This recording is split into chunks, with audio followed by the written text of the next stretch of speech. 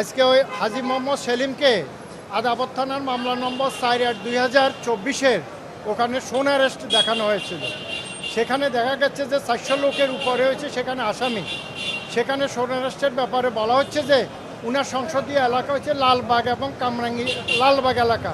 সুতরাং আদাবরের ওই ঘটনার সাথে ওখানে যাইয়া ওখানে সোন অ্যারেস্ট দেখানোর তো কোনো স্কোপ নাই, কারণ উনি কথা বলতে পারেন না, বাক প্রতিবন্ধী। তারপরে উনাকে এই মামলা সোন অ্যারেস্ট দেখানো হয়েছে।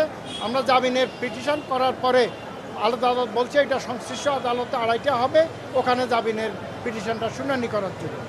অন্যদিকে কোতোয়ালি থানা 12/11/2016-তে এক মামলা সুলেমান সেলিম, বর্তমান যিনি সংসদ সদস্য ছিলেন, বিগত সংসদ সদস্য, উনাকে এই মামলায় সোন অ্যারেস্ট দেখানো হয়েছে।